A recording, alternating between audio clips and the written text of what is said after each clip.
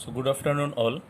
Uh, in today's class we will check how to derive the mathematical expressions of path lines and streamlines equation. So as we know that the definition of path line is that the path traveled by a single fluid particle during its motion. Okay, so how to derive the equation or how to solve it?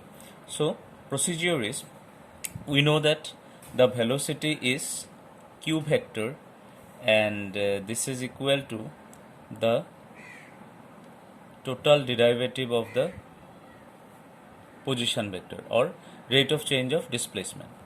So if the component of velocity in the Cartesian axis are ui plus vj plus wk and this is ddt of r vector is xi plus yj plus zk.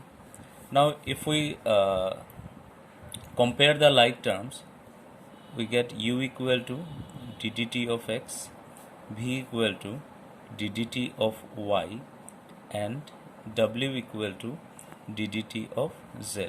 Okay, now solving these three differential equations with the corresponding initial conditions, we can easily find the coordinate of the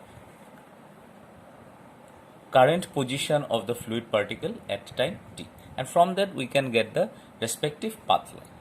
But how to find the streamlines? So for streamlines, how to proceed?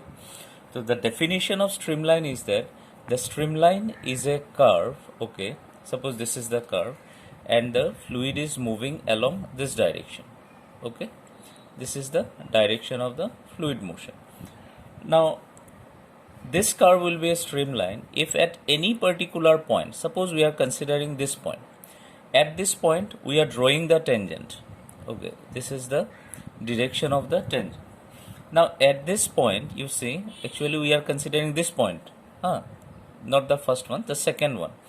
The second one is the appropriate tangent. So at this point, the direction of tangent coincides the direction of the flow. So if for a particular curve, the direction of the tangent at a particular point coincides the direction of motion, fluid motion at that point, then that curve becomes a streamline. So how to proceed it? So what we do, we define our first point as P and its position vector is suppose r vector, and the second position is Q and its position vector is r vector plus dr vector.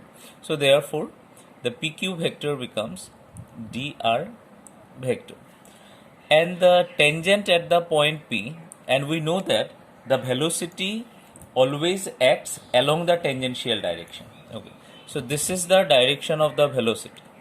Am I clear? Okay, so now you see, when your Q is very near to P, yes, so then the Q vector becomes parallel to our dr vector. Okay, at the point P, at the point P. Or in other language also you can say that, what is the definition of Q vector? This is the fluid velocity at the point P and this is equal to your ddt of r vector.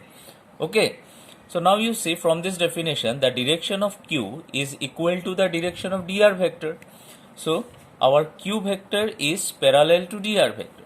So therefore their